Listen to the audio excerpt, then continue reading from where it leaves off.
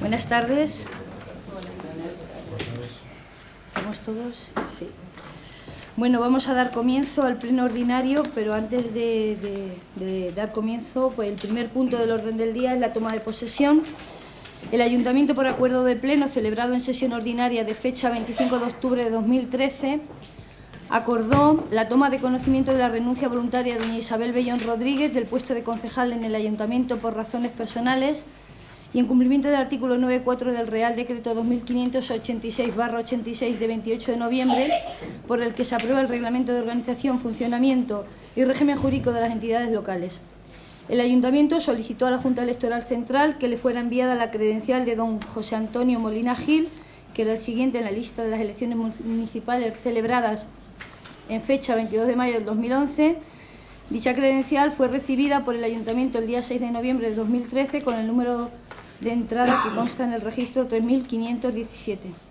Por todo ello, el Pleno de este Ayuntamiento, previo dictamen favorable de la Comisión Informativa de Urbanismo, Hacienda y Régimen Interior, en votación ordinaria y por unanimidad, adopta el siguiente acuerdo, y hay que votarlo, que es, pues sometemos al Pleno que si tiene bien aceptar la toma de posesión de este, que va a ser nuevo concejal, si así lo estimáis. Sí, estamos de acuerdo. Sí, ningún problema. Pues por unanimidad se acepta la toma de posesión de don José Antonio Molina Gil del cargo de concejal del Ayuntamiento en sustitución de doña Isabel Bellón Rodríguez tras la renuncia voluntaria de esto. Y para ello, y cumpliendo con el procedimiento legalmente establecido y utilizando la fórmula establecida en el artículo 1 del Real Decreto 707/1979 de 5 de abril, don José Antonio Molina Gil proceda a jurar o prometer su cargo. Paso usted. ¿Lo tiene escrito, no? ¿Nos levantamos? Claro. Yo creo que sí, vamos a levantarnos. Venga, contigo nos levantamos. Le hacemos el honor.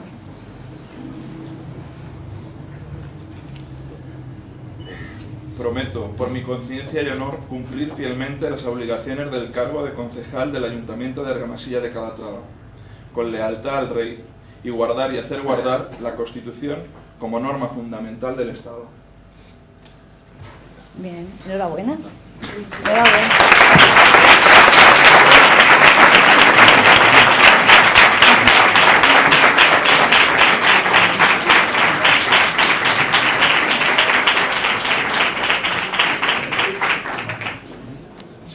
Va a tocar toda la ronda completa.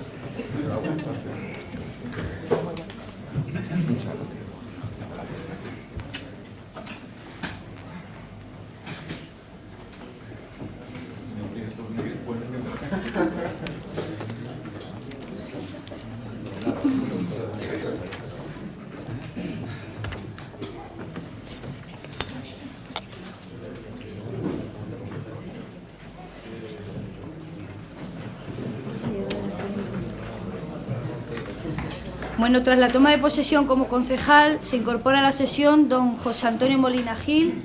Darte el nombre de todos. Bueno, en primer lugar, la bienvenida a tantas personalidades como hoy están aquí. Incluso tenemos una parlamentaria nacional y un bebé bastante pequeño que es su hijo que nos acompaña. Bienvenida a Isabel, que está por aquí, y a todos y a todas.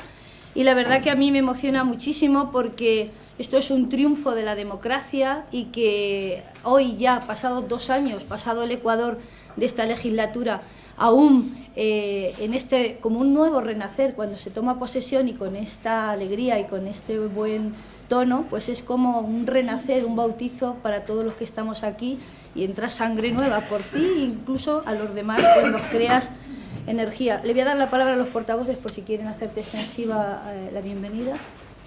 Ana. Yo le doy la bienvenida y lo único que espero que lo haga bien o igual de bien que lo ha hecho Isabel. Nada más. Sí. Señor Ruiz. Izquierda Unida le desea que su trabajo sea fructífero y sea en beneficio del pueblo de Argamasilla. Sí. Señor Tabas. Exactamente, te deseo lo mismo que te dice Izquierda Unida, que tengas suerte y que las cosas que hagas las hagas lo mejor posible. José Antonio. Bien, solamente darte la bienvenida, felicitarte y bueno, ya sabes que estamos a tu disposición y lo dicho, bienvenido al equipo de gobierno. Bueno, pues, ¿quieres decir algo? Nada, simplemente quería comenzar agradeciendo pues, a la gente que hoy me acompaña, a la que está presente y a la que está ausente, por cuestiones cotidianas y también por cuestiones más definitivas. También quería agradecer, bueno, en especial a mi familia, etcétera. Quería agradecer, y amigos, quería agradecer a toda la corporación, a todos los partidos, por supuesto, ponerme a disposición desde ya. En especial, y me vais a perdonar, en especial quería agradecer a mis compañeros de partido, a los compañeros de gobierno. Por otro lado, también al Partido Socialista, es decir, me parece de justicia. Quería agradecer también a mi antecesora, a Isabel Bellón, porque aunque para mí suponga un reto, el gran trabajo que ha dejado pues es un acicate para seguir, y aunque hoy no está, quería enviarle desde aquí pues mi agradecimiento. Por supuesto al pueblo, es decir, si no esto no tiene sentido. Vuelvo a decir lo mismo, me pongo a disposición, quiero estar muy cercano el tiempo que esté a la gente, etcétera. Y por último quiero agradecer a Jacinta Monroy, porque sin ella nada de esto hubiese sucedido. Fue ella la que me tendió y depositó la mano, depositó su confianza para que hoy estuviera aquí. Y para mí, decirlo ya, es un honor participar en su proyecto, porque es un proyecto muy personal, y declarar desde aquí que siento que mandar un mensaje a la Masilla y decir que creo que con ella hay un buen gobierno, porque conjuga experiencia, buen hacer y sobre todo buenas intenciones, que es ayudar a la gente en este tiempo tan terrible que estamos viviendo. Nada más. Bueno, gracias.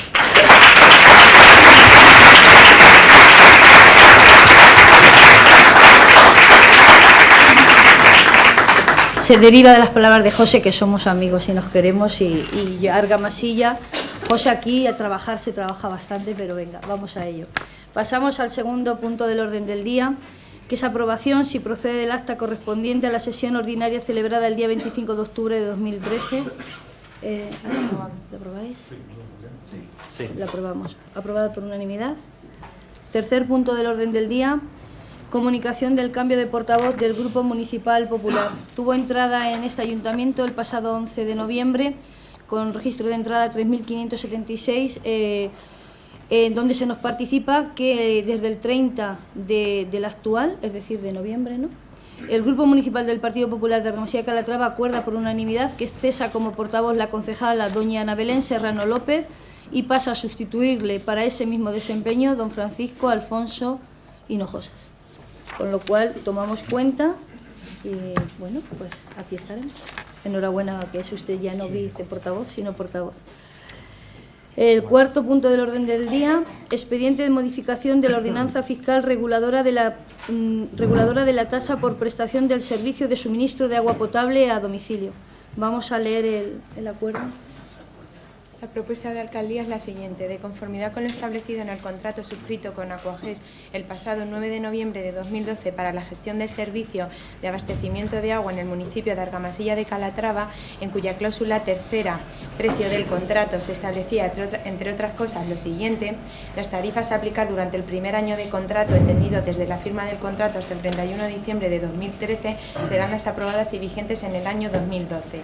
Las tarifas por cuota fija y de mantenimiento para el año 2014 serán cuota fija 4 euros abonado y trimestre, y cuota de mantenimiento 1,5 € abonado y trimestre. Considerando lo preceptuado en el artículo 49 de la Ley de Bases y en el artículo 17 de la Ley Reguladora de las Haciendas Locales, la Alcaldía propone al Pleno del Ayuntamiento que, previo dictamen de la Comisión Informativa de Hacienda, adopte el siguiente acuerdo. Primero, modificar inicialmente y con el carácter de puntual que se expresa la siguiente ordenanza fiscal municipal. Artículo 5. Cuota tributaria. Cuota de servicio 4 euros trimestre, cuota de mantenimiento 1,50 euros trimestre.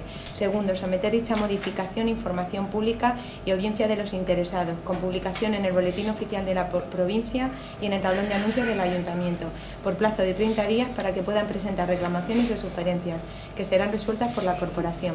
De no presentarse reclamaciones o sugerencias en el mencionado plazo, se considerará aprobada definitivamente sin necesidad de acuerdo expreso por el Pleno. Tercero, la expresada modificación entrará en vigor cumplidos los trámites y plazos que determina el artículo 72 de la Ley de Bases. Esta propuesta se sometió a dictamen de la Comisión Informativa de Hacienda celebrada el pasado 25 de noviembre y fue dictaminada favorablemente con 2 votos a favor de los concejales del Grupo Socialista, 2 abstenciones de los concejales del Grupo Popular, una abstención del concejal de Izquierda Unida y una abstención del concejal no adscrito, don Manuel Tabas Arias.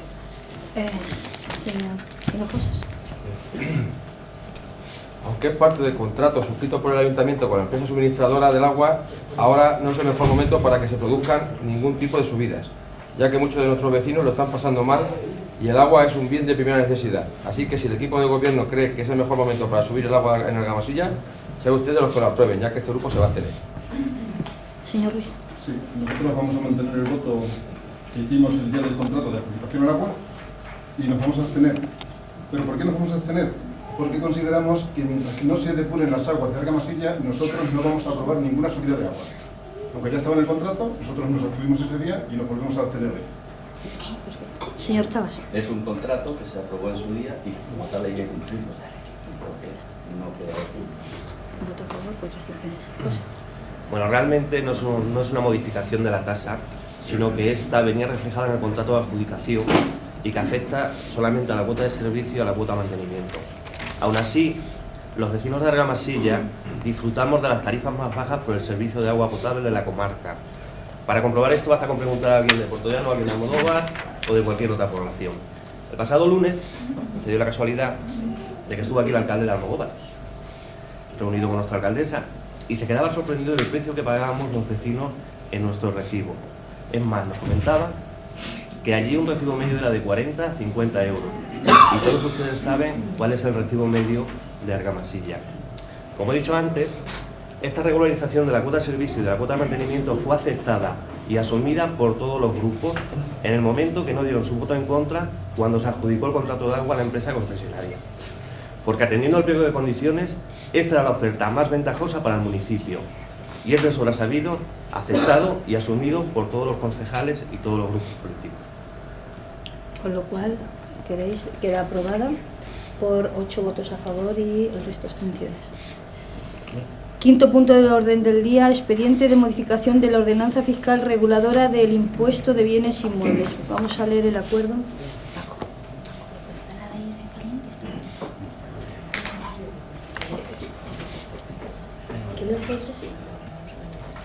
Está encendido. Está encendido, pero ¿qué tal? Sí, estoy Esto, para que sepamos un poco de lo que va, es dar la facilidad. La Diputación ahora nos da la facilidad de no tener que pagar el IBI, la contribución que todos conocemos. Cuando llega la contribución se tenía que pagar en una vez, o como máximo podías pedir el fraccionamiento en 2. Entonces ahora lo que te facilita la Diputación, y es para lo que nosotros vamos a cambiar nuestra ordenanza fiscal, es para que se pueda pagar incluso mensualmente, creo que es, o se pueda pegar en 2 pagos, se pueda pagar a plazo sin recargo, ¿vale? Es un poco para lo que, sin intereses y sin recargo. ¿Vamos a leer todo? ¿Lo leemos todo? ¿Hay que leerlo todo? ¿Lo conocéis? ¿Lo tenéis conocimiento? No lo leemos todo el texto, ¿vale? Es que es muchísimo. Leemos, ¿qué leemos? La última parte. La propuesta, leemos la propuesta. Ante las dificultades de parte de la población para hacer frente al pago de algunos impuestos y tasas municipales y con el objetivo de poder permitir a los vecinos de la localidad que soliciten el fraccionamiento en el pago voluntario del impuesto... No se escucha nada, ¿eh? Es que ella tiene la voz más suave. Un microfonillo que tampoco cuesta tanto. Intentaré hablar más alto. Que soliciten el fraccionamiento en el pago involuntario del impuesto sobre bienes inmuebles sin devengo de intereses de demora. Considerando lo preceptuado en el artículo 49 de la Ley de Bases y en el artículo 17 de la Ley de Haciendas Locales, la Alcaldía propone al Pleno del Ayuntamiento que, previo dictamen de la Comisión Informativa de Hacienda, adopte el siguiente acuerdo. Primero, modificar inicialmente y con el carácter de puntual la ordenanza fiscal reguladora del impuesto sobre bienes inmuebles, cuyo texto obra en el expediente. Segundo, someter dicha modificación a información pública y audiencia de los interesados, con publicación en el Boletín de la Provincia y tablón de anuncios del Ayuntamiento por plazo de 30 días para que puedan presentar reclamaciones o sugerencias, que serán resueltas por la Corporación. De no presentarse reclamaciones, se considerará aprobada definitivamente sin necesidad de acuerdo expreso por el Pleno. Y tercero, la expresada modificación entrará en vigor cumplidos los trámites y plazos que determina el artículo 70 de la Ley de Bases. Esta propuesta se sometió a dictamen de la Comisión de Hacienda celebrada el 25 de noviembre y el dictamen fue favorable por unanimidad. Le doy el señor Paco. Este punto lo va a hacer Ana. Si me permites, lo explico un poquillo. Sí, la alcaldesa lleva la palabra. Ya no, se lo digo a la alcaldesa. ¿Ahí hay uno? No, porque no está aquí. Entonces, puede hacer un resumen. Si la alcaldesa que no considera la palabra. Si usted quiere Venga, explicarlo, no, estamos de acuerdo. que he sido yo, que lo va a explicar. Pero José, sí, José, de acuerdo. José. La modificación que se propone es incluir en nuestra ordenanza fiscal el que nuestros vecinos se puedan acoger al fraccionamiento de pago en este impuesto. Fraccionamiento que consideramos que va a beneficiar a todos, ya que permite que se pueda pagar en 2 veces, en los meses de julio y octubre. Que nadie piense que se va a subir el IBI, todo lo contrario.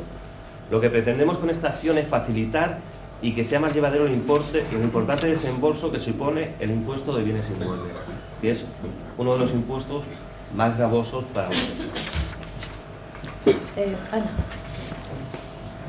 Este punto, sin embargo, al contrario que el anterior, sirve para aliviar el pago en una sola cuota del recibo del IBI, pudiéndose dividir en 2 pagos a lo largo del ejercicio fiscal, sin que en ello salgan perjudicados los vecinos, ya que no tienen ningún tipo de interés de demora. A este grupo, esta medida, ya que la permite la Diputación como ente que gestiona el cobro del IBI y que beneficia a todos los vecinos de Argamasilla y que no perjudica en nada al Ayuntamiento, nos parece acertada y lamentamos que no se haya podido llevar a cabo antes, ya que nos consta que en otros municipios de España se lleva ya haciendo este sistema hace muchos años, por lo expuesto antes. El Partido Popular va a votar a favor de que se fraccione el pago del IBI. Señor Ruiz. Sí, estamos de acuerdo, todo lo que sea facilitar a los vecinos el pago de impuestos, estamos de acuerdo.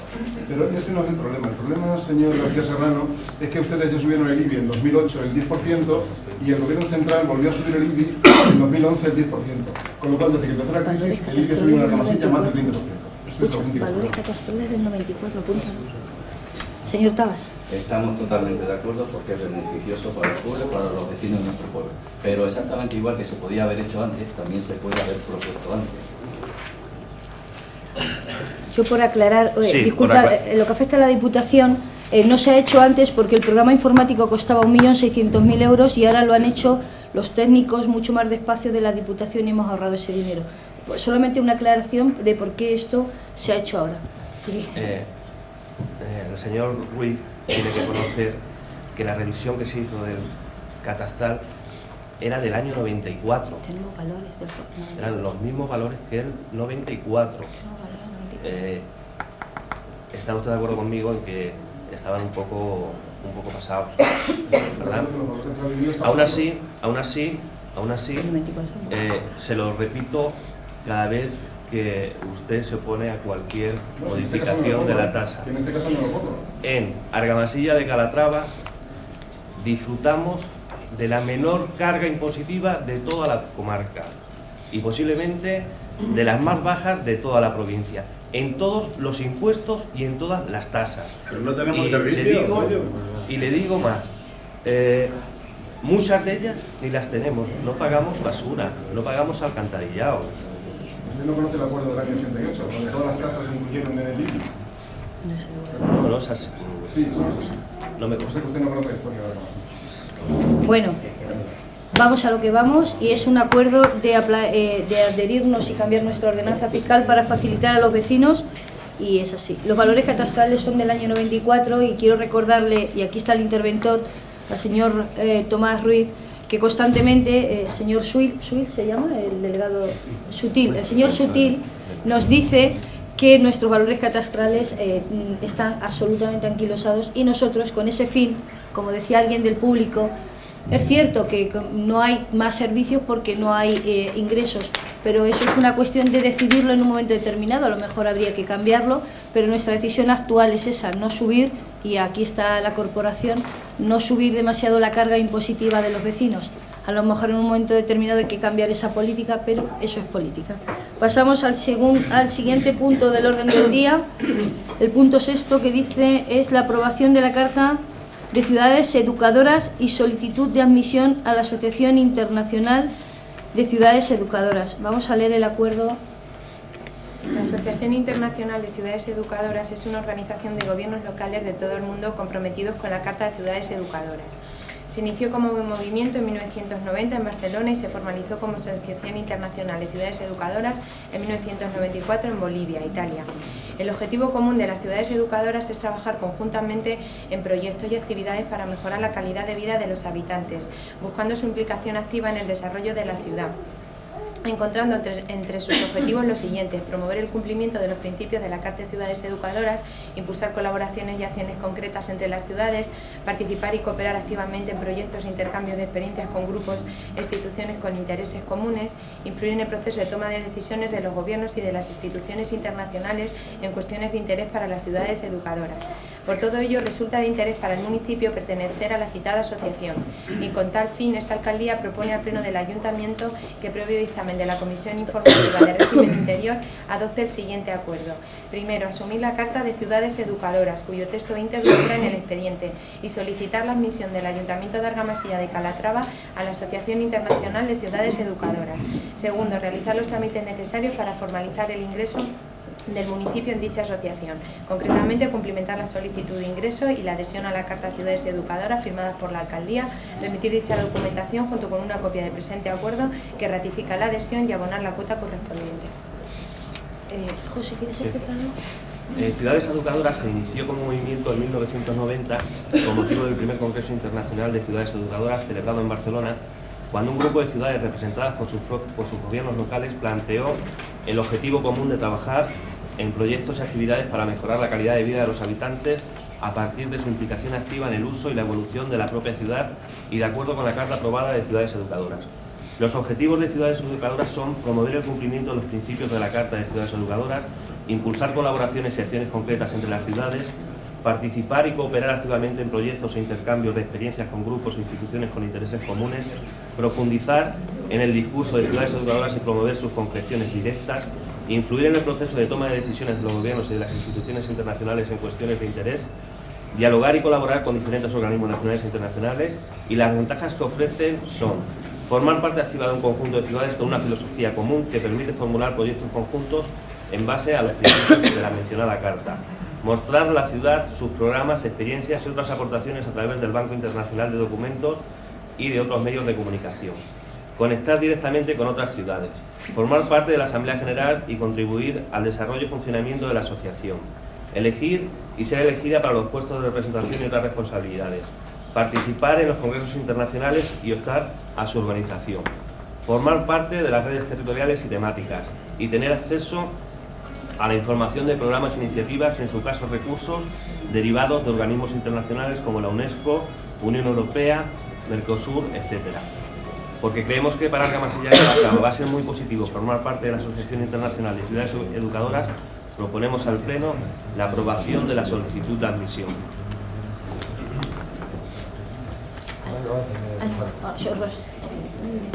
Rosa.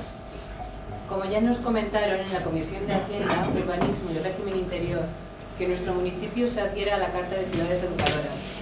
Nos serviría para poder ser logotipo en las cosas que se hagan, e incluso en carteles a las entradas del pueblo, siempre que se realicen bajo las premisas de esa Carta. La inclusión de nuestro pueblo en esta organización internacional supondrá muchas ventajas para los vecinos de Argamasilla, que verán incrementados los esfuerzos dedicados a la educación. Así serán, según la Carta de Ciudades Educadoras, documento que refleja la filosofía común de los municipios. Se acentúa la responsabilidad de los gobiernos locales en el sentido de desarrollar todas las potencialidades educativas que alberga la ciudad, incorporando a su proyecto político los principios de la ciudad educadora. Una vez que Argamasilla de Calatrava consiga añadir este título, podrá mostrar sus programas y experiencias educativas a través del Banco Internacional de Documentos, participar en congresos internacionales e incluso poder ser la organizadora. Además, tendrá acceso a la información de programas, iniciativas y recursos derivados de organismos transnacionales como la UNESCO o la Unión Europea. La Carta de Ciudades Educadoras se fundamenta, entre otros, en la Declaración Universal de los Derechos Humanos, la Declaración Mundial sobre Educación para Todos y la Declaración Universal sobre la Diversidad Cultural. Según este documento, Argamasilla de Calatrava estará obligada a promover la educación en la diversidad para la comprensión, la cooperación solidaria internacional y la paz en el mundo. Favorecerá además la libertad de expresión, la diversidad cultural y el diálogo en condiciones de igualdad. Aunque la prioridad es la formación de los futuros ciudadanos, es decir, de los niños y adolescentes, las ciudades educadoras deben tener la decidida voluntad de incorporación de personas de todas las edades a la formación a lo largo de la vida, tal y como indican los principios de la Asociación Internacional de Redes Educadoras. Se trata de invertir en la educación, en cada persona, de manera que ésta sea cada vez más capaz de expresar, afirmar y desarrollar su propio potencial humano. El concepto de educación que une a la Red Internacional de Ciudades Educadoras no se queda entre las cuatro paredes de un aula. Al contrario, la intención es llevar la formación lo más lejos posible, de forma que abarque a todos los ciudadanos al margen de su condición social, económica o personal.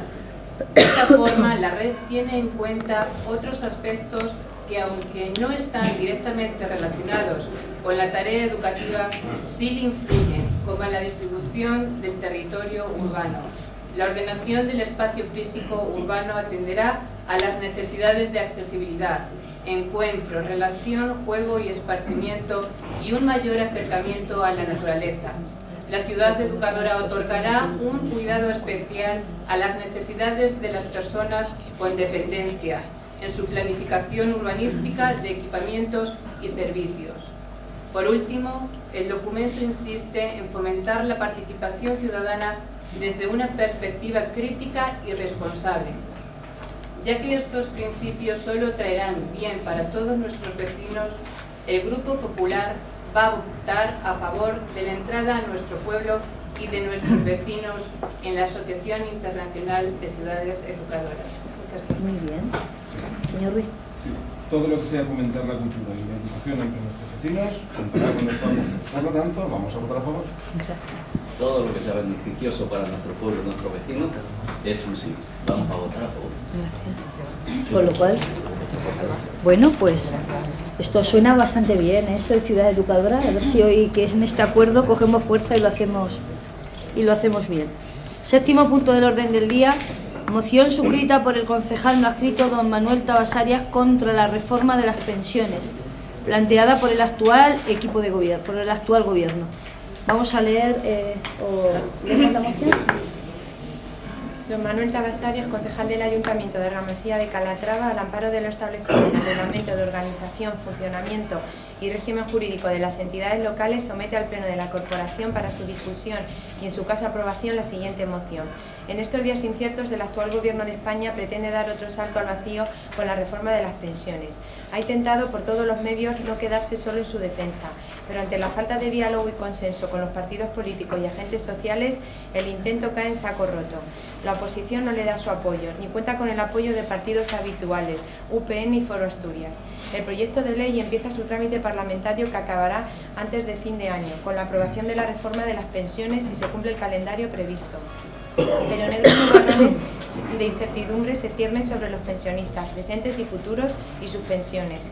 Uno afecta a la fórmula de revalorización anual de las pensiones. La reforma se olvida del actual vínculo con la inflación y la fija en una ecuación que se asienta en los ingresos y gastos de la seguridad social. En los años malos, una revalorización mínima de 0,25%. En los años buenos, un techo del IPC más el 0,25%, lo que se traduce, según los expertos, en importantes pérdidas del poder adquisitivo. Cierto es que se cumple el artículo 50 de la Constitución, que prohíbe cualquier revisión por debajo de cero de las prestaciones, pero es una trampa. Cierto es también que cumple la promesa electoral de no congelar las pensiones y que tendrán cierta relación con el coste de la vida. Una nueva trampa, porque serán revalorizadas al mínimo pese a que la economía se recupere y los recursos del sistema permitan que haya una subida mayor. La reforma de las pensiones gira sobre dos ejes.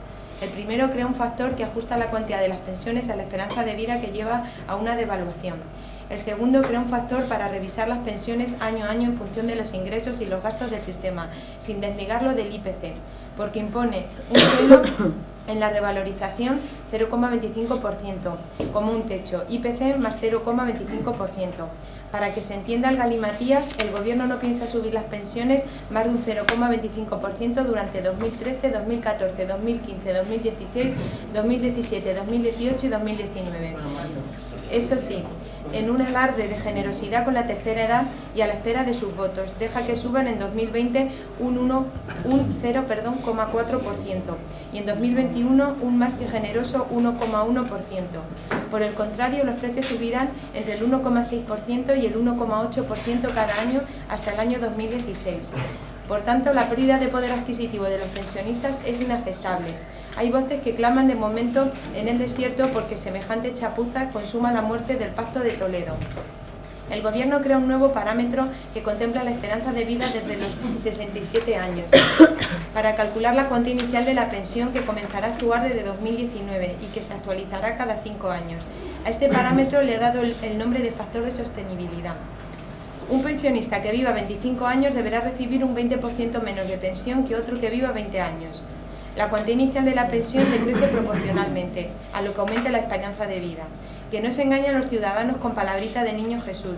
Por ejemplo, sostenibilidad, garantía, jubilados del futuro, generosidad, porque van a perder bastante de su poder adquisitivo. Los pensionistas saben perfectamente que no solo perderán ingresos, sino que estarán mucho peor en un futuro incierto y, por supuesto, aumentarán las desigualdades. Por cuanto antecede, el concejal que suscribe en el Ayuntamiento de Argamasilla de Calatrava propone al Pleno la adopción de los siguientes acuerdos. Primero, nuestra firme oposición a la reforma de las pensiones tal y como pretende el actual Gobierno, que afectará no solo a los futuros pensionistas, sino también a los actuales jubilados. Segundo, que se mantenga el poder adquisitivo de los pensionistas y no se castigue y empobrezca más a los jubilados, que ya bastante mal lo pasan con esto de la crisis. Tercero, que se dé traslado de la misma a la Junta de Comunidades de Castilla-La Mancha, al Ministerio o Ministerios que corresponda y al Gobierno de España. Señor Chagas, ¿algo que...? Hablaré después cuando...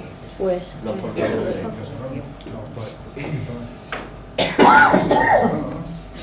Empieza el señor García. ¿Por qué? De mayor a menor. Siempre es así. Que yo sé. Pero vamos a ver, aunque sea la propuesta de él... La palabra es el que más tiene, luego segundo, lo dice el señor Tomás. Bueno, pues... No tiene ningún problema. No tiene ningún problema.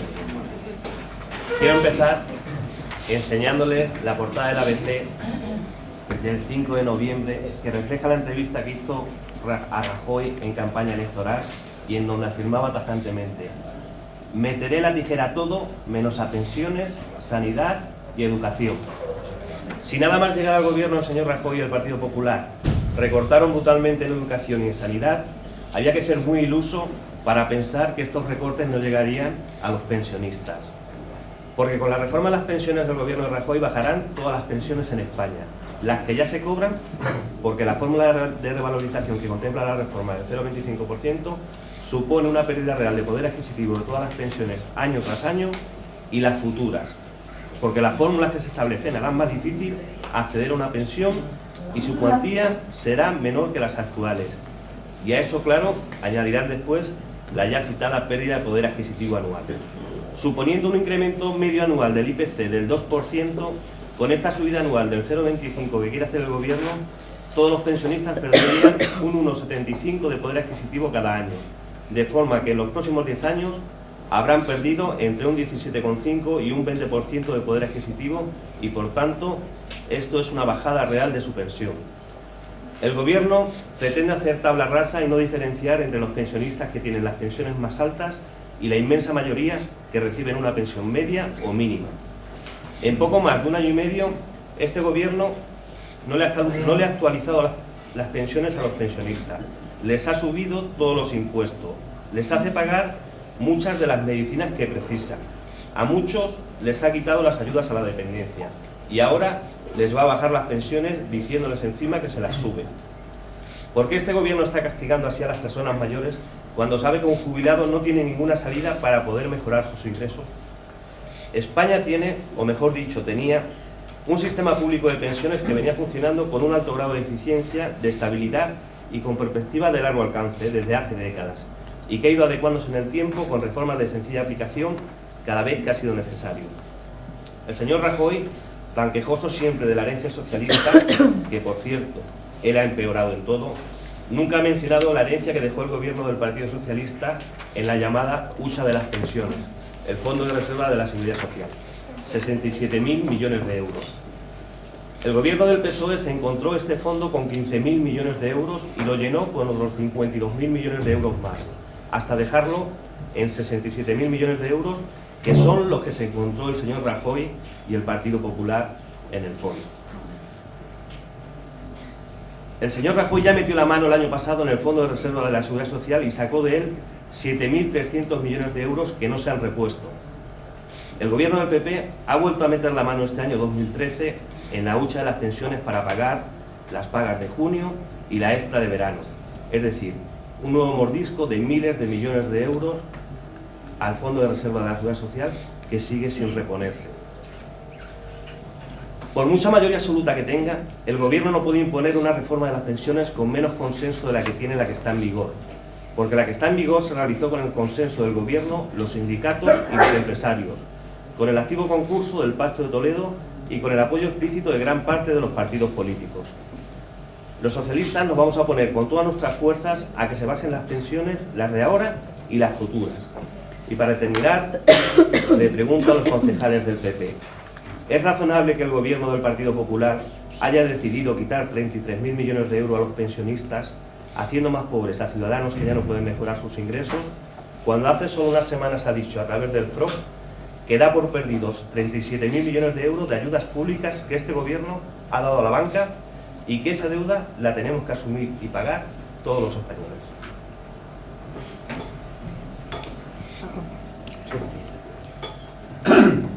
Señor Tabas, nos sorprende después de releer su moción varias veces que no hayamos encontrado ningún comentario a las anteriores políticas del Partido Socialista, que usted bien debe de saber, ya que ha sido portavoz de este grupo al principio de la legislatura y tiene información de primerísima mano sobre las cifras, mentiras y demás que nos heredaron el mejor gobierno de España, el señor Zapatero, que además hace unos días en televisión y en su libro reconoce abiertamente que nos dejaron al borde del rescate, el señor García Serrano, y lo reconoce el líder de su partido que gobernó durante 8 años, al borde del rescate, y que si hubieran tenido que acudir a ese rescate, este país estaría tan mal como Grecia.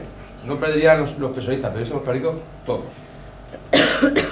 Pero bueno, eso no ha pasado, ya que afortunadamente entró a gobernar el Partido Popular, que debido a toda esa deuda y mentiras de personalistas, y que hasta ahora, después de 2 años, aún no nos ha dejado de realizar las políticas que teníamos prometidas a nuestros votantes, ya que nos hemos tenido que centrar en salvar este país, y eso afortunadamente para todos el Partido Popular lo está consiguiendo, como bien dicen los datos económicos que se están dando en la actualidad. Una de esas medidas que hay que tomar es la reforma de las pensiones, para adaptarlas a la realidad de nuestra sociedad, ya que progresivamente y afortunadamente nuestra esperanza de vida va en aumento. Empezaré por una pregunta sencilla. Si dice usted que el Partido Popular hace perder a los pensionistas poder adquisitivo, ¿qué partido político ha sido el único en la historia de la democracia que ha congelado las pensiones de nuestros jubilados? Eso lo acierta usted, señor García Serrano. La respuesta la saben todos esos pensionistas, el Partido Socialista. El Partido Socialista congela las pensiones de los jubilados. ¿Qué hace el Partido Popular cuando entra? Subir las pensiones en 2012 y en 2013, y lo hará también en 2014. El Partido Socialista dejó de ingresar 15.000 millones de euros en el Fondo de Reserva. Nosotros lo hemos tenido que sacar. Ustedes dejaron de ingresar 15.000 millones de euros del Fondo de Reserva para las pensiones en los años 2008 y 2009. No se le ha sacado usted los 67.000 millones de esos que nos ha contado. ¿Qué hizo el Partido Popular? Fue el que creó ese fondo de reserva para garantizar el pago de las pensiones y además dejaron la caja de la Seguridad Social en quiebra total, perdiéndose cuando gobernaba el Partido Socialista el 80% de los cotizantes, o sea, 2,5 millones menos de cotizantes de la Seguridad Social. Sin embargo, con el Partido Popular, cuando gobierna la Seguridad Social, pasó de un déficit del menos 0,7% que nos heredó el Partido Socialista a tener un superávit del 0,5%. Y además, el Partido Socialista es el que subió la edad de jubilación sin consenso, que no lo ha hecho el Partido Popular, lo subió el Partido Socialista. Ya que no adivinan cuál es ahora su única propuesta, pues es agotar el fondo de reserva y esperar de brazos cruzados para poder pagar las pensiones del futuro. Esas son las políticas del Partido Socialista en pensiones, por mucho que quieran decir o hacer otra cosa. Las políticas que se están poniendo en marcha por el Partido Popular en materia de pensiones van encaminadas a asegurar y garantizar las pensiones de hoy y del mañana. Le devuelve el poder adquisitivo a los pensionistas, garantizando la subida de las pensiones y brindando por ley esa subida para que el Partido Socialista, si vuelve a gobernar, no la pueda volver a congelar. Subidas que serán como mínimo de 0,25% si la economía no va suficientemente bien. También se han separado las fuentes de financiación del sistema de seguridad social, medida esta pionera, que evitará que la seguridad social no pague lo que no le corresponda. El Partido Popular trabaja para garantizar un sistema equitativo, justo y solidario, cuya clave es el factor de sostenibilidad, cuya finalidad es garantizar a contribuciones iguales prestaciones similares. Su mayor objetivo es crear un sistema público de pensiones capaz de hacer frente a los retos económicos de cada momento. El Partido Popular está trabajando para evitar la discriminación por edad y los abusos, impulsando medidas para no incentivar los despidos colectivos a mayores de 50 años. Y lo más importante, y una gran medida, que es que los parados mayores de 55 años, que se les termine el subsidio, podrán acceder inmediatamente a la pensión anticipada en cuanto cumplan la edad y así evitar periodos de desprotección. Y ya por último, ya que usted me saca la prensa, yo también se lo voy a sacar, en un artículo que ha salido en prensa hace unos días, aquí lo tengo, un grupo de expertos economistas no son políticos, son expertos economistas, de diferentes entidades de este país, se reunieron y dice que ustedes dijeron que cuando el PSOE empiece a gobernar suspenderá la política del Partido Popular. Pues dejan claro que si el PSOE vuelve a gobernar, no es que no pueda suspender tal y como está anunciando, sino que incluso tendrá que hacer una reforma más profunda para garantizar las pensiones del futuro.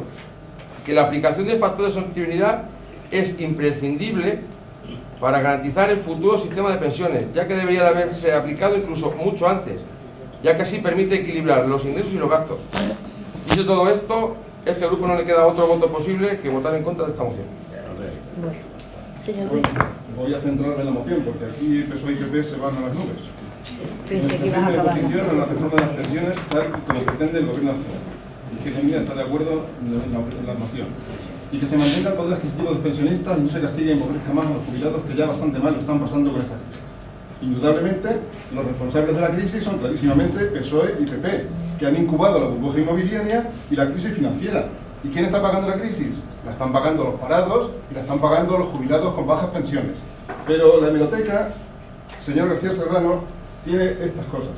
En el pleno de junio de 2010 hay una moción del señor Tabas, entonces portavoz del Partido Popular, prácticamente idéntica, contra la congelación de las pensiones. ¿Y qué nos decía la señora Monroy en ese momento, portavoz del Grupo Socialista? Entiende que este tipo de cuestiones no deben de ser objeto de debate en un pleno del Ayuntamiento, porque versa sobre cuestiones que pertenecen a la competencia del Ejecutivo Estatal y respecto a las cuales los ayuntamientos no tienen ninguna capacidad de decisión o modificación. De hecho, como ya dije en la Junta de Portavoces en ese momento, existen informes jurídicos que avalan la tesis de que las cuestiones que no sean competencia municipal no deben plantearse en los plenos municipales. Bien, votaron en contra y votaron a favor de la congelación de las pensiones. Por lo tanto, la hemeroteca tiene estas bromas y estas cosas. Disculpe, pero entonces lo que quiere decir es que no venga esta moción a pleno. No, eso lo decía usted en 2010. Ah, yo claro que yo, es lo que yo decía, que no viniera a pleno. Bien. Señor Tabas. Yo no voy a entrar en demagogias baratas ni en medias verdades, que son siempre la peor de las mentiras. No pertenezco a ningún partido político ni sindical. Hoy no estoy sometido a ninguna disciplina de voto, ni tomo como palabra de Dios los argumentos populares ni los argumentos de ningún partido político.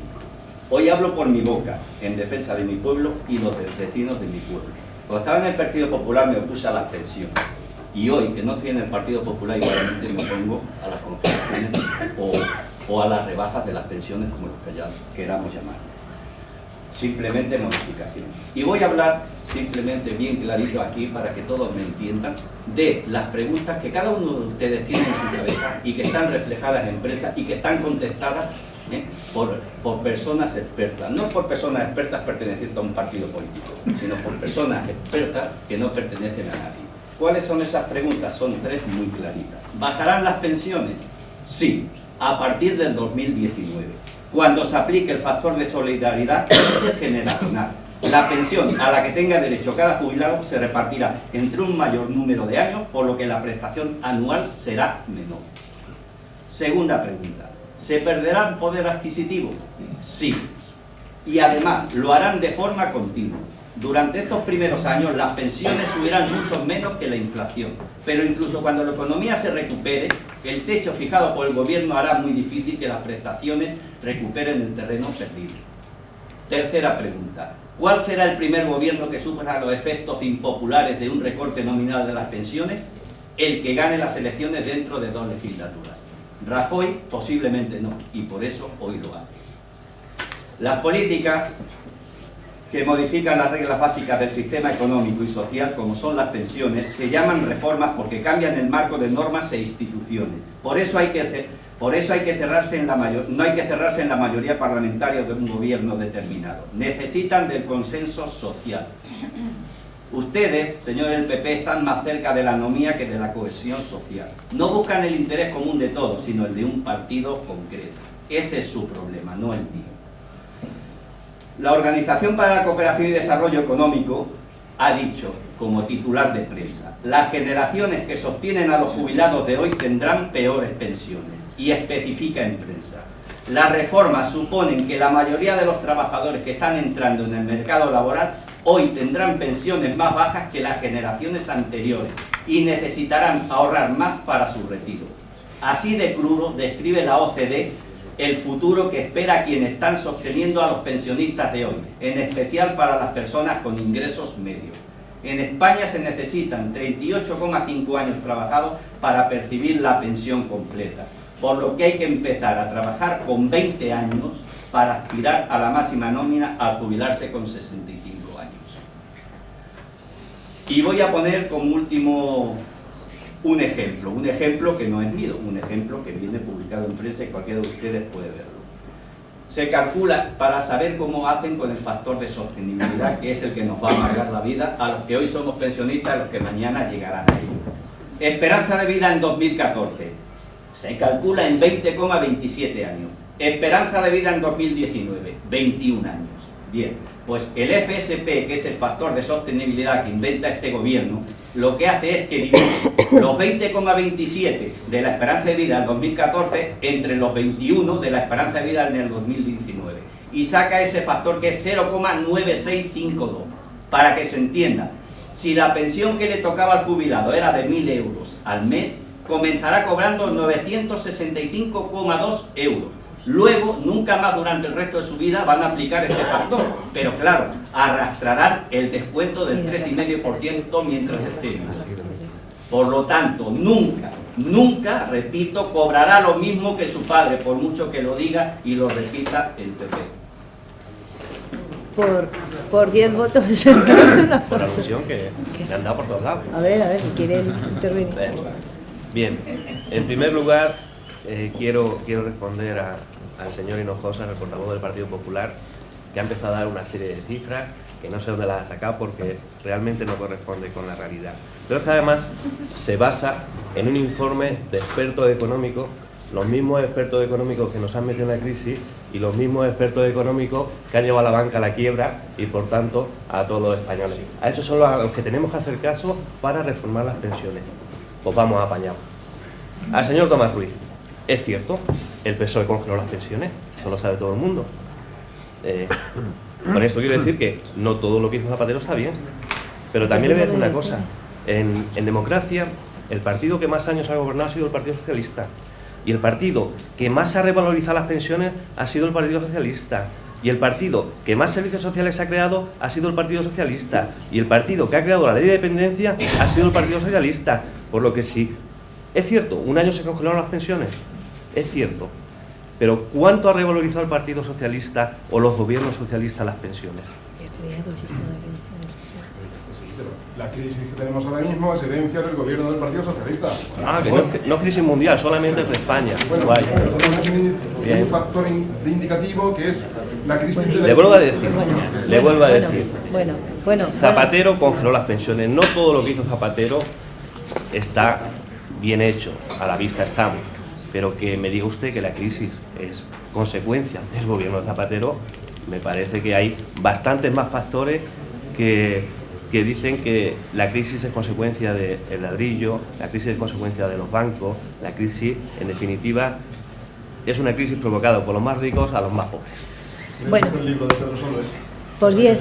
Uy, Pedro Solbes, por Dios. No nos falta que más que Pedro Solbes. 10 votos a favor y 3 en contra. Queda aprobada la moción del señor Tabas. Octavo punto del orden del día, por favor. Moción suscrita por el Grupo Municipal Socialista con motivo del Día Internacional contra la Violencia de Género. Señor Ruiz, ¿se adherían o no al final? Se presenta en conjunto el señor Tabas, la presenta también Izquierda Unida y el Partido Socialista. Presentan en conjunto esta moción. Leemos... ¿Lo lees entero? La lucha contra la violencia de género está viviendo uno de sus peores momentos. Recortes presupuestarios, datos que se silencian, condenas públicas que no se producen, campañas de sensibilización escasas y erróneas. Como consecuencia de todo esto, las mujeres víctimas de esta lacra cada vez tienen menos recursos para la denuncia y eligen el silencio. La crisis nos afecta a todos y a todas, pero más aún a los más débiles. Las mujeres maltratadas forman parte de los más vulnerables, necesitan seguridad, los recursos y el respaldo de las instituciones para salir de la espiral de la violencia. El Gobierno ha dejado de prestar apoyo a este colectivo de mujeres y también a los y las menores que sufren esa violencia. Las llamadas de auxilio han disminuido, hay menos denuncias y aumenta el número de mujeres que las retiran. La violencia de género se está convirtiendo de nuevo en un asunto privado, de puertas para adentro, del que nada puede denunciarse. Mientras el Gobierno no responde, afronta cada asesinato como un dato más para la estadística, actúa insensible ante el drama de estas mujeres, de sus hijos e hijas, el de toda la sociedad. El recorte presupuestario que han sufrido las partidas destinadas a la lucha contra la violencia de género en estos años de gobierno del PP ha sido sangrante, ya supera el 28%. Esta merma de los recursos supone menos atención, menos sensibilización, menos prevención y más mujeres víctimas de esta violencia. En estos 2 años de gobierno popular han desaparecido centros de atención a las víctimas y otros han sido obligados a reducir las prestaciones por los recortes presupuestarios. Solamente han llevado a cabo una campaña cuya distribución no correspondió a criterios de sensibilización hacia las mujeres ni a los intereses de la lucha contra la violencia de género, puesto que su difusión no se realizó teniendo en cuenta la cobertura mediática. El Gobierno intenta tapar esta realidad anunciando una estrategia nacional contra la violencia de género dotada con 1.500 millones de euros. Hasta la fecha no se ha podido comprobar la existencia de dicho plan en los presupuestos generales del Estado para 2014 en ninguna de las partidas presupuestarias, ni en las respuestas a las preguntas planteadas en sede parlamentaria. En los últimos 10 años han sido asesinadas más de 700 mujeres y la respuesta del Estado debe ser de primer orden. Así lo entendimos, por eso cuando los y las socialistas tuvimos responsabilidades de gobierno, aprobamos una de las leyes más avanzadas de nuestro entorno y quizás del mundo. Una ley que inició el camino para la erradicación de la violencia de género en nuestro país y que necesita del continuo apoyo para conseguir el fin para el que se aprobó. El Gobierno ha tomado otras decisiones que también afectan a la lucha contra la violencia de género. Por una parte, la eliminación de la asignatura de Educación para la Ciudadanía, que contenía aspectos claves para la prevención y la concienciación de los y las jóvenes. Y por otra, la inminente aprobación de la reforma local, que provocará la desaparición de los servicios sociales que se vienen prestando, los relacionados con la promoción y protección de la mujer, los programas de atención a las mujeres, los puntos de información, los pisos de acogida para mujeres maltratadas y los programas de recuperación para víctimas de violencia de género. El desmantelamiento de estos servicios afectará fundamentalmente a las mujeres del mundo rural. Por estas razones, por las mujeres y menores que son víctimas de la violencia de género, por la dignidad de nuestra sociedad, el Ayuntamiento de Argamasilla de Calatrava aprueba la siguiente moción. Exigimos, con motivo del Día Internacional de Lucha contra la Violencia de Género, que el Gobierno reactive la Ley Integral contra la Violencia de Género con un presupuesto apropiado y suficiente. Que el Gobierno de España vuelva a coordinar a las administraciones de forma eficiente y continua. Pedimos la retirada de la reforma local y la vuelta a las aulas de la asignatura de Educación para la Ciudadanía, para así volver a educar en igualdad. Y exigimos al Gobierno que luche contra la violencia de género y que se comprometa en esta tarea con las organizaciones de mujeres que tanto camino llevan recorrido. Sí. Se está ejecutando un recorte ideológico contra los derechos de las mujeres y la igualdad, y a eso obedecen estos presupuestos generales del Estado. Por tercera vez, los presupuestos generales del Estado en materia de igualdad siguen debatiéndose fuera del seno de la Comisión de Igualdad del Congreso de los Diputados, teniendo esta carácter legislativo, y se debaten a la carrera en la Comisión de Sanidad y Servicios Sociales. En las políticas de igualdad de oportunidades, el recorte llega al 47,7% desde el año 2011.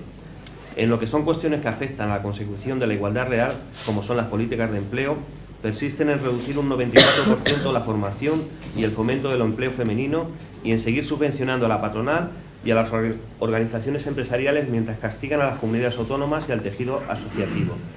El Instituto de la Mujer acumula desde 2011 un recorte del 34,2%, lo que incluye el recorte a la participación ciudadana de las asociaciones de mujeres. El empleo continúa siendo una de las causas en las que más se diferencia el trato entre mujeres y hombres. En el primer trimestre de 2013, la tasa de actividad de las mujeres es inferior a la de los hombres en más de 13 puntos porcentuales. Hasta mayo de 2013, más de 300.000 mujeres perdieron su puesto de trabajo y un 80% eran mujeres de 20 a 34 años. A pesar de estos índices y datos, han recortado en los programas de formación y fomento del empleo femenino el 94% de los planes especiales respecto a los presupuestos generales de 2011. En violencia de género, el recorte continúa. La reducción del presupuesto de la Delegación del Gobierno de Violencia de Género ya supera el 28% desde la llegada del PP al Gobierno. Queda claro que la lucha contra la violencia de género está en caída y ya no es una preocupación de primera línea. Todos los indicadores, número de denuncias, retirada de denuncias, asesinatos sin denuncia, están dando señales de alarma, y la respuesta ha sido de 8.508.000 euros menos respecto a 2011. Es cierto que las transferencias a familias y a instituciones sin fines de lucro, junto a las ayudas sociales para mujeres, no han sufrido recortes en este presupuesto para el 2014, pero es que ya estaban arrastrando un recorte del 6%. Si bien para el 2014 las ayudas a comunidades autónomas han descendido un 1,60%, que pudiendo parecer un recorte modesto, es un recorte que debe sumarse a otros previos y que supone un descenso del 24,47% desde el año 2011. Esto en un programa que es básico para la atención social a las víctimas, que es competencia de las comunidades autónomas.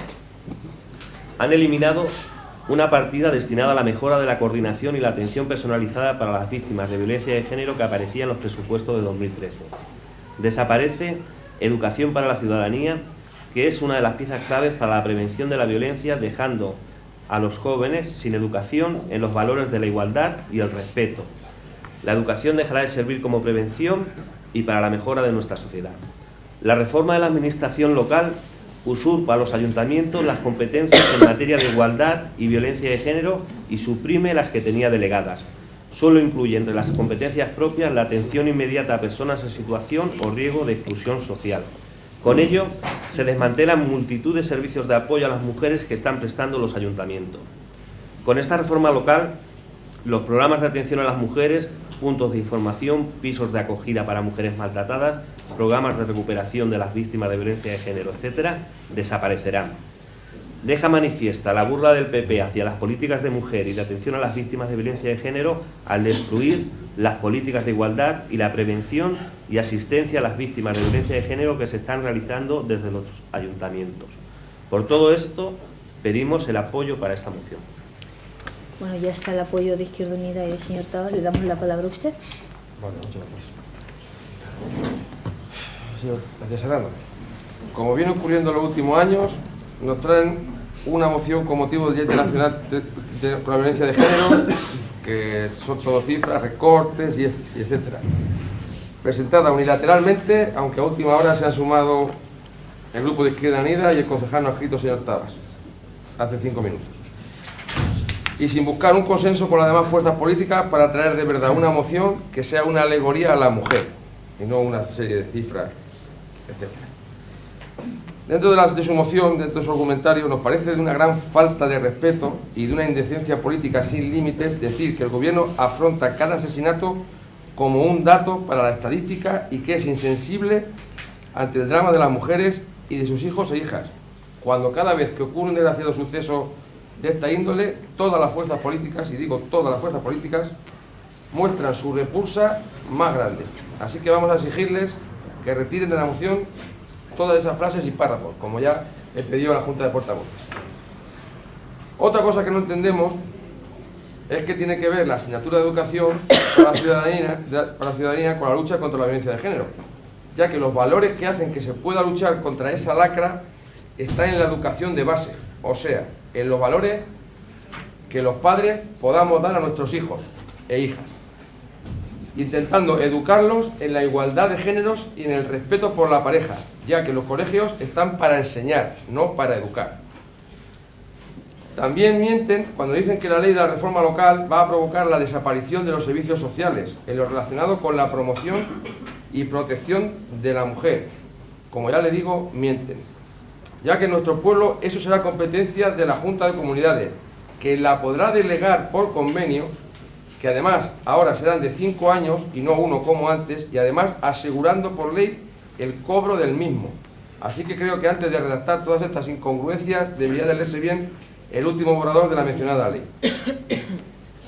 Y ya verá todo lo que... perdón. Y le digo que la única razón por la que quieren que se retire esa ley de la reforma local es que es una ley que llevan demandándola a los ayuntamientos muchos años, incluidos muchos de su partido. Y es que lo que les preocupa es que no van a poder controlar todos esos temas. Como va a ser delegado, pues no podrá controlarlos. Nos pretenden dar lecciones, pero le vuelvo a repetir, señor García, que ustedes tienen memoria y pasado. Cuando gobernaba el Partido Socialista en el año 2011, eliminó la partida presupuestaria que estaba destinada a las comunidades autónomas para los menores víctimas de violencia de género, o sea, para los niños y niñas de esas mujeres maltratadas. ¿Y qué es lo que ha hecho el Partido Popular? Pues, como no era de otra manera, la ha rescatado. Como no podía ser de otra forma, el Partido Popular ha sido el que más recursos ha destinado para erradicar la violencia de género, poniendo 22 millones de euros para poner en marcha planes personalizados de atención a víctimas de violencia de género y a sus hijos. Otros 100 millones más para poner en marcha 200 medidas incluidas en la Estrategia Nacional contra la Violencia de Género y un fondo de 5 millones para la asistencia social integral a las víctimas. Y anteriormente también se le dio gratuidad en el acceso a la justicia. Además, ahora el Partido Popular ha incluido a los menores dentro de la protección de las víctimas de violencia de género. Y esto ha sido rechazado en varias ocasiones por el Partido Socialista. O sea, que ahora para el Partido Popular los menores también serán considerados víctimas de violencia de género. Además, el Partido Popular ha puesto 1.530 millones de euros para un plan estratégico de 2013 a 2016 para la violencia de género, de los cuales este año ya se han gastado más de 300 millones en ese plan. Así que este grupo va a votar en contra de la moción, sobre todo de su texto, que creemos no tiene nada que ver con la defensa de la violencia de género, sino más bien un uso torticero del tema para reivindicarse. Queremos manifestar que condenamos enérgicamente la violencia de género y que esperamos que con las campañas puestas en marcha y con buena educación de base que nazca desde los hogares, esta lacra llegue el día en que solo sea un triste recuerdo en nuestra memoria colectiva.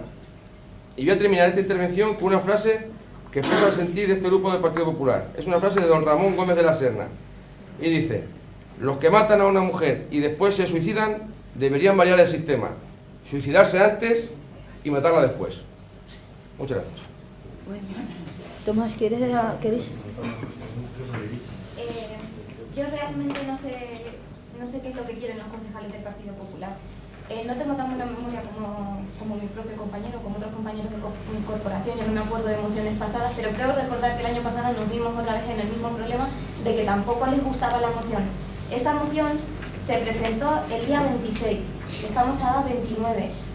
Ya han tenido días para ponerse en contacto con el Partido Popular, que ha sido quien la ha presentado, y decirle qué era lo que no les gustaba, si había que cambiar algo para poder presentarla y hacerla conjunta a toda la corporación.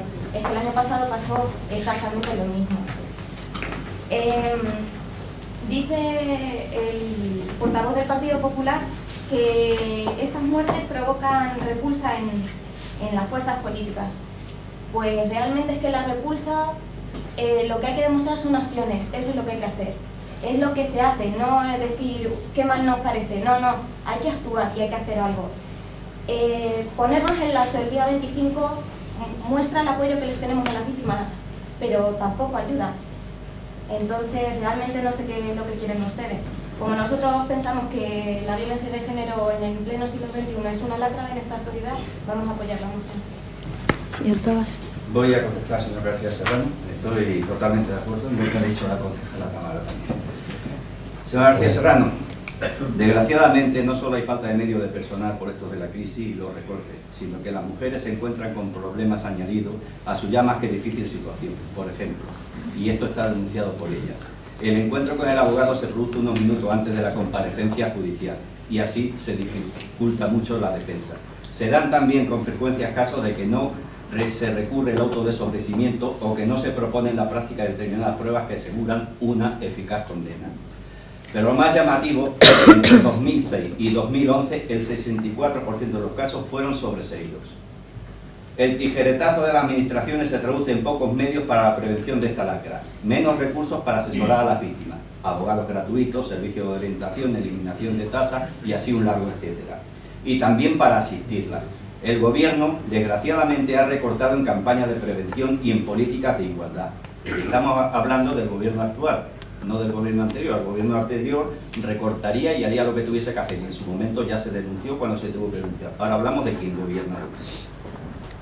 Se reducen los programas y las subvenciones a las organizaciones especializadas. La reducción en los capítulos de política e igualdad demuestra que para el gobierno la lucha contra la violencia machista no es una prioridad. Por ejemplo, simplemente en Castilla-La Mancha se ha recortado el presupuesto en más de un 40%, lo que afecta no solo a planes de sensibilización y a la atención de mujeres, sino también a casas de acogida. Y eso creo que usted lo sabe perfectamente igual que yo. Estoy de acuerdo igualmente que es importante la educación y que conlleva prevención y concienciación. Lo que no sé si es mejor dentro del marco de la asignatura de educación para la ciudadanía o dentro de otro marco. Pero esta educación debe prestarse en la escuela, porque sí, efectivamente los colegios están para enseñar y para educar. Y se supone, como en la Mili se supone Álvaro, que ya cada uno en nuestra casa asesoramos, educamos en conveniencia como se tiene que asesorar y educar. Pero los colegios sí están para enseñar y por supuesto que sí están para educar. Porque la triste realidad es que 77 mujeres portaron antorchas y esquelas, uno por cada mujer asesinada en 2013 en España. Según denuncias las asociaciones de mujeres, si en 41 años ha habido 1.220 asesinatos por terrorismo político, en 17 años han sido asesinadas 1.255 mujeres. Y este dato sí que es alarmante. La última mujer puso 11 denuncias y desgraciadamente está muerta. Este tipo de cosas no pueden pasar en un país desarrollado y democrático que se llama España. Nada más. Sí, quiero decir algo. Solamente quiero hacer 3 apuntes para que sepan ustedes lo que piensa el Partido Popular sobre la violencia de género. En primer lugar, dice, los colegios no están para educar, están para enseñar. Con lo que en el próximo Consejo de Ministros van a cambiar el nombre al Ministerio, va a ser Ministerio de Enseñanza y va a dejar de llamarse Ministerio de Educación, porque por lo visto para ellos no hay que educar en los colegios. En segundo lugar, nos dice en Junta de Portavoces que quitemos 2 párrafos de la moción porque lo consideran un insulto hacia ellos. Uno era que las llamadas de auxilio han disminuido, hay menos denuncias, aumenta el número de mujeres que las retiran, y el otro era que mientras el gobierno no responde, afronta cada asesinato como un dato más y tal. Y le decimos, si estos son datos, esto no es que tal, bueno, quitamos uno, ¿apoyáis la moción? Y dicen, no. Entonces, ¿para qué me dices que quitemos lo de esto? Si no la vas a apoyar, ¿qué más te da? Y por tercer lugar, ya para acabar, que esto sí que es significativo, porque además a mí me ha chocado. Nos dicen Junta de Portavoces, si las mujeres no llaman, es su problema, no problema del gobierno. Por favor.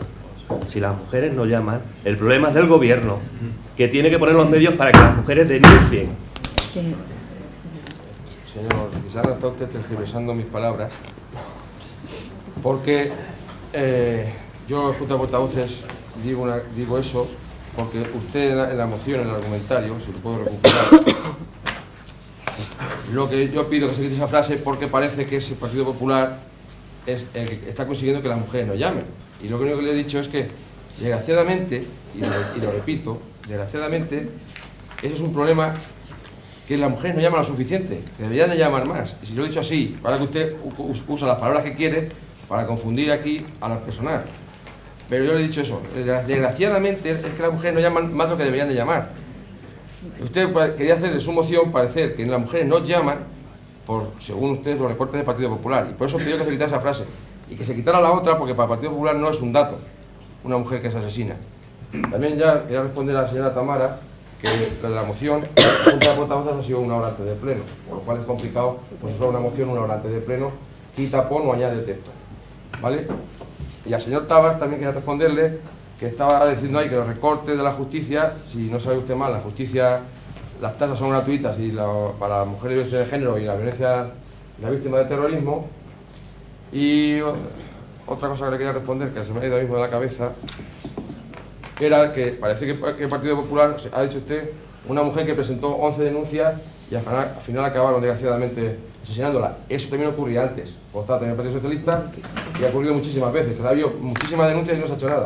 No es culpa del Partido Popular que eso no se haga, es culpa de la ineficacia de la justicia o de otra cosa. Achaquémoslo a otro problema, no se lo achaquemos a un partido o a unas siglas políticas. Nada más. Señor Tabas. Vamos a ver.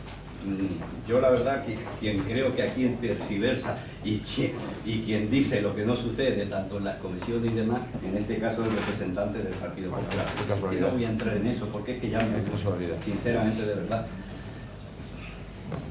Yo no les entiendo, vamos a ver. Aquí el Partido Socialista presenta una moción, me parece perfecto. Dice que hemos tenido una hora nada más, ¿no? Como bien ha dicho la concejala Tamara, hemos tenido 6 días para ver esa moción. Y si ustedes querían añadir algo, o quitar algo, o hacer algo, se ponen en contacto con el partido que gobierna, que él nos llamará a nosotros, formarán una junta de portavoces o lo que sea, tiempo antes, y entonces ya haremos lo que se tenga que hacer. Incluso por media hora antes hemos tenido tiempo, porque prácticamente todo lo que decían, excepto esos 2 párrafos que a ustedes les disgustaba, y se podían haber suprimido porque la señora alcaldesa ha estado dispuesto a ello en todo momento, se habrían quitado, pero aún así han dicho que no apoyaban la moción. Entonces, ¿qué era lo que querían? Es que no lo entiendo, sinceramente. Ustedes sí, le da mucho a recitar citas de Gómez de la Serna. Yo voy a terminar no con una cita de Gómez de la Serna, sino con una cita que decía mi abuela, que era que donde no hay mata, no hay pataja. Bueno. Seguimos. Vale, sí,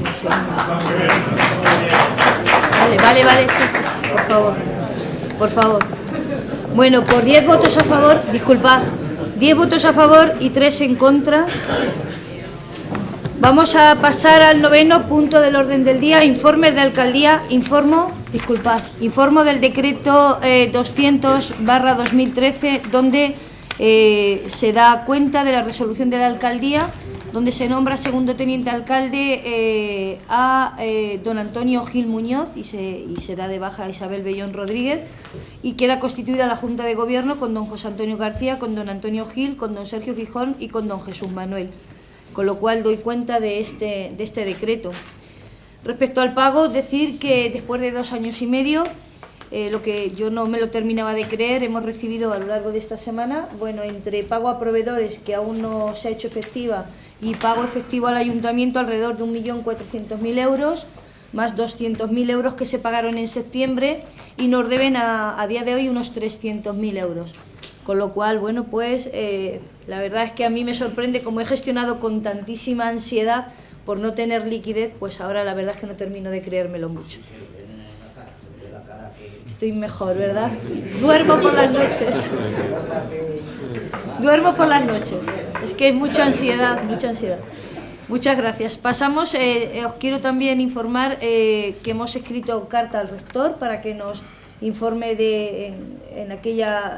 a los que no estaban presentes. Tamara Izquierda Unida nos dice que si podemos ayudar a la gente que estudia en la universidad de alguna manera, para ayudarles de alguna forma para becarlos. Se le ha instado al rector de la universidad para que nos haga llegar qué personas de Argamasilla de Calatrava están matriculadas en la universidad. Y termino con informando del tema de la depuradora. Saben ustedes, el famoso filtro vivo, está realizado desde 1983, tenemos un pinar, bueno, Domingo lo conoce.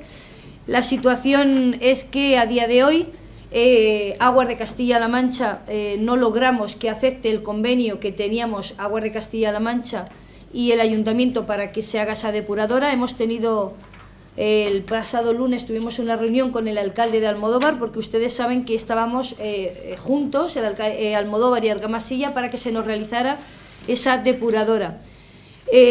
No sabemos cómo podemos llegar a realizarla. Esta depuradora cuesta 13 millones de euros, imagínense los que cuesta. Nuestro presupuesto oscila en 4 millones de euros, presupuesto para todo, con lo cual no lo podemos asumir.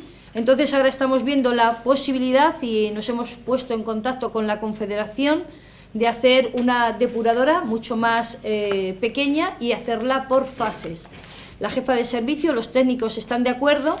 Hemos pedido reunión con la consejera de Fomento, intentando que nos ayude a solventar esta situación, y el próximo miércoles nos recibe la directora general de Aguas de España en Madrid, porque nos consta que tiene 100 millones de euros para depuración, y allí vamos el alcalde de Almodóvar y yo, a ver si tiene a bien darnos una pequeña cantidad, porque nuestra depuradora lo que vamos a hacer es sacarla por partes. Una primera parte serían 400.000 euros, y la depuración total para el próximo, lo que nosotros queremos constituir, y para el POM, porque el problema de la depuradora es que ahora mismo nosotros vertemos al filtro verde, estamos cumpliendo parámetros, pero 2015 Europa dice que no puede haber más filtro verde, con lo cual eso es un problema.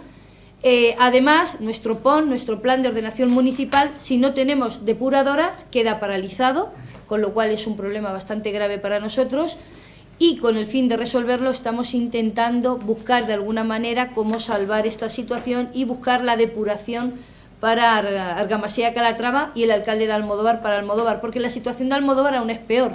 No tiene filtro vivo, no tiene filtro verde, con lo cual vierte directamente al río y es sancionado por las dos confederaciones, por Guadiana y por Guadalquivir. Así que bueno, esta es la situación que me gusta informarles a todos para que sepan cómo estamos. Y ya pasamos al 10º punto del orden del día, cuestiones. ¿Tenemos alguna urgencia de algún grupo? ¿Nada? Y el último punto del orden del día, que ha sido largo, José Antonio ha venido con un pleno, un pleno denso.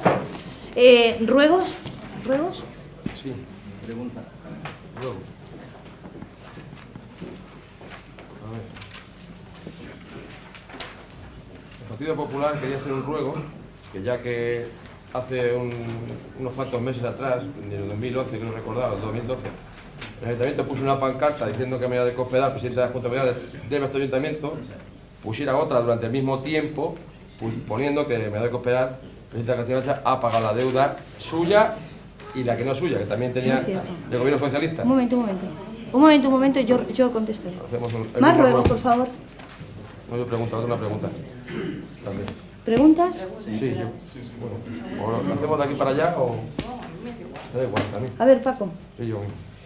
A ver, queríamos saber si se han tramitado por parte de los agentes sociales de Argamasilla de Calatrava peticiones a la Junta de Comunidades para el Fondo de Emergencia Social, al cual se le ha añadido hace poco tiempo otros 3 millones más de euros. Y en el caso de que no se haya tramitado ninguna, no gustaría saber cuál es el motivo. Yo no lo sé. Porque se están quedando sin gastar en la Junta, son 3 millones de euros. ¿Por qué no se ha tramitado? Seguimos. A ver, yo quería decirle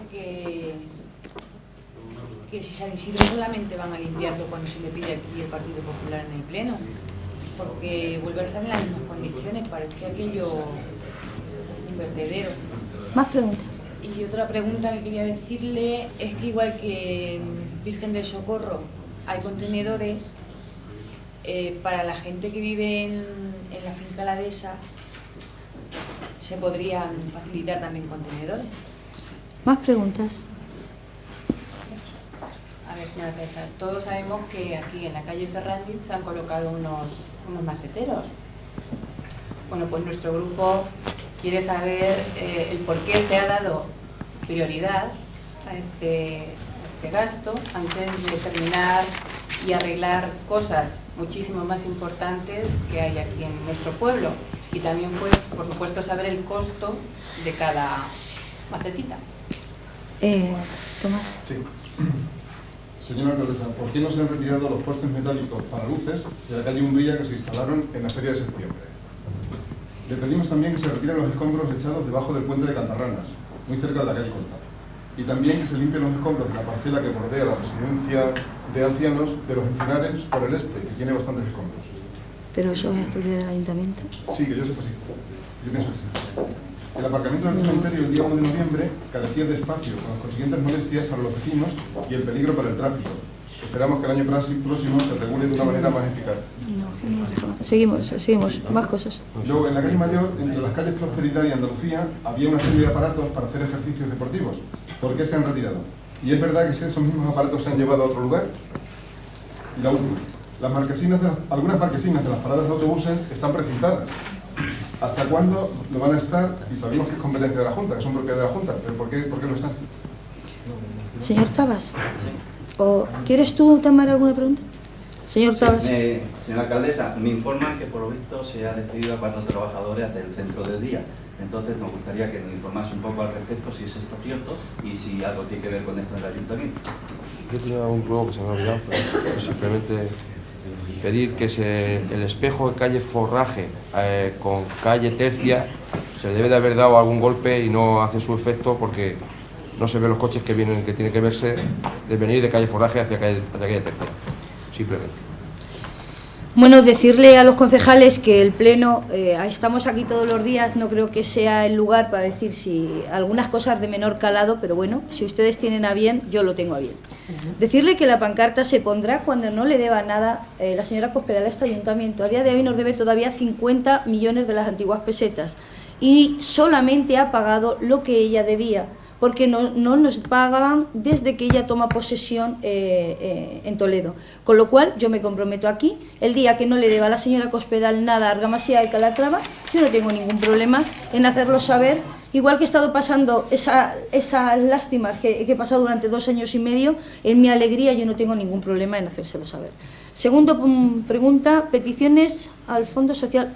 Pues yo le hice llegar a Lola porque me constaba que estaba este fondo. El problema que ha tenido la Junta de Comunidades es que ha ido cerrando el puño y diciéndole a sus trabajadoras sociales que no tenía dinero. Le pasó ya el año pasado y le vuelve a pasar este año. Resulta que tiene que cerrar el presupuesto y se da cuenta que le sobra el dinero. Es una mala forma de gestionar. A mí me avisan hace 15 días en Ciudad Real, Jacinta, han abierto porque se les acaba el año y tenían los dineros sin gastar. Esto no se debe trabajar de esta manera. Yo de todas maneras se lo comento para que usted le dé la información directamente de lo que se ha tramitado, pero es mala forma de gestionar. Si usted tiene X dinero, usted lo tiene que gestionar desde enero hasta diciembre. Lo que no puede ser es que cuando acaba el año se da cuenta que no se gasta el dinero y que va a salir en los periódicos porque hay gente pasando hambre y usted con los dineros metidos en la caja, vengan estas prisas.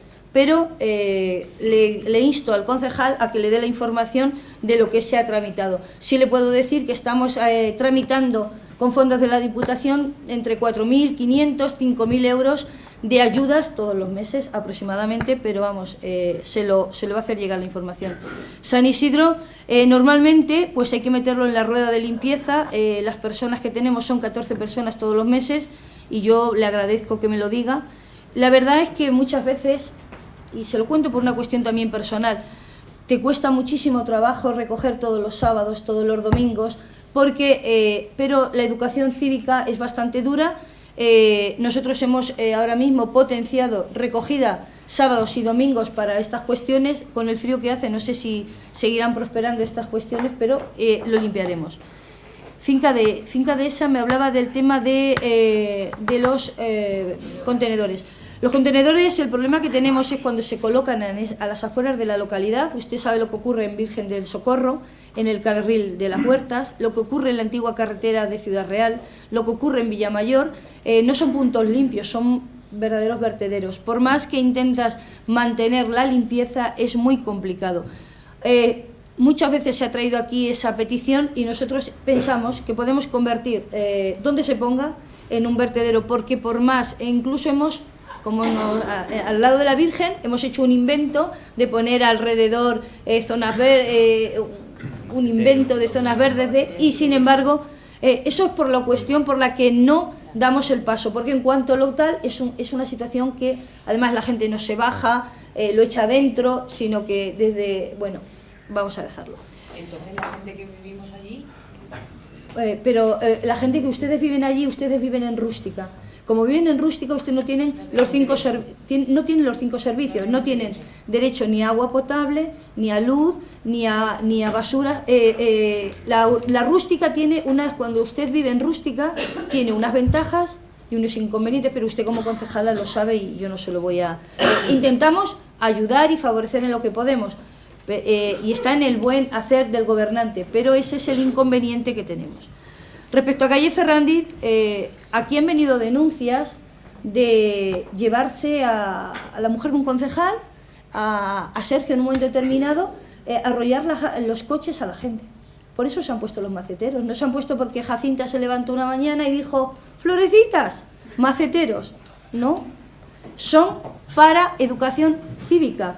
Porque lo que no puede ser lo que se está haciendo es limitar que a los peatones y a los viandantes se los lleven. Aquí hemos tenido informes de la policía, es decir, la voz populi puede ser, pero usted, que es una persona que es concejala, que usted tiene que primar el sentido común y la coherencia, porque en lo que tal, usted tiene que entender que el ayuntamiento, como bien decía que tengo ahora cara de alegría, ahora tendremos más disponible, pero cuando hemos tomado esa decisión es porque era arrasada la gente y era llevada por delante. Entonces, es una forma de proteger a los viandantes. Disculpad que continuamos.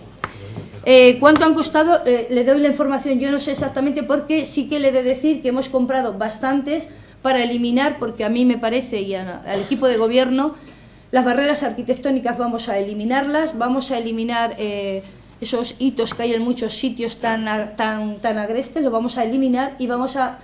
florecitas, vamos a poner en algún sitio más, ¿sí? Porque me parece mucho más, y me voy a permitir femenino, pero yo soy mujer, no me voy a arrepentir de ser mujer. ¿Por qué no se han retirado los puntos?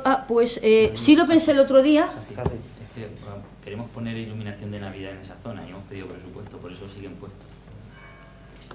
Calle Umbría, es los de Calle Umbría, pero tampoco nadie ha venido a decir que le molestaba ni nada, porque si no, se hubiesen quitado, si alguien ha venido a quejarse, pero nadie lo ha venido. Yo le agradezco lo de los escombros de la residencia, si no es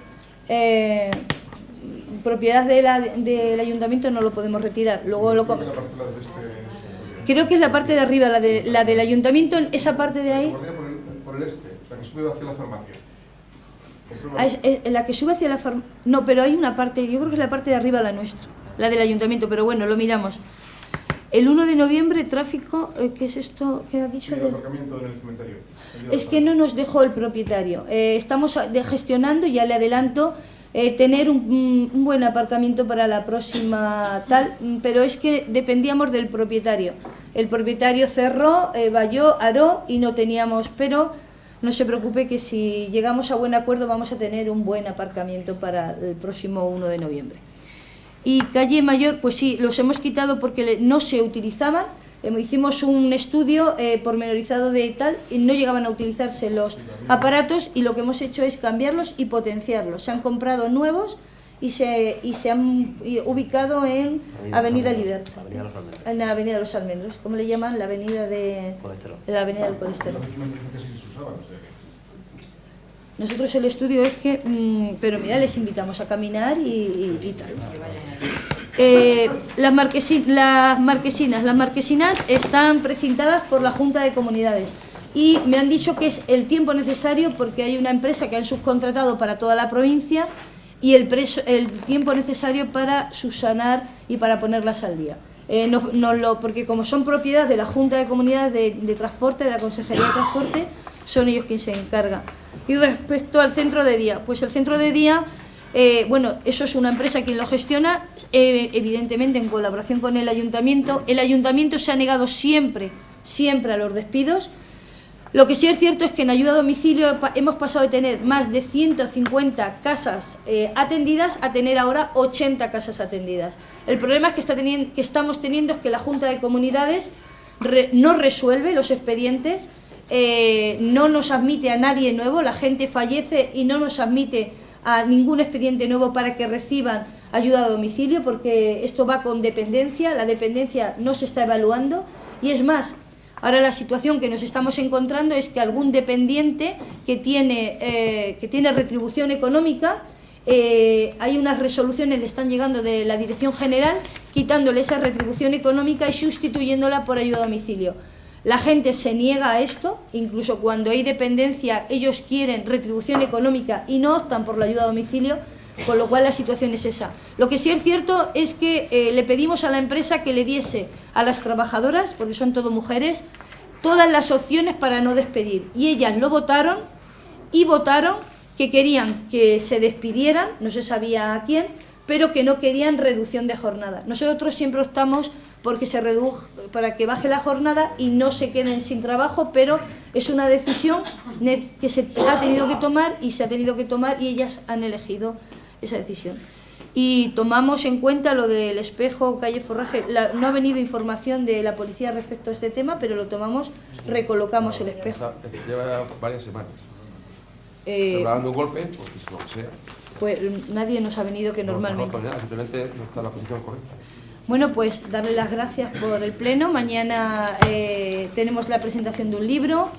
El próximo lunes tenemos poner la placa del Hidropeñasco. Y también tenemos mañana la conmemoración de Santa Cecilia, con lo cual les invitamos y muchísimas gracias y enhorabuena, José Antonio.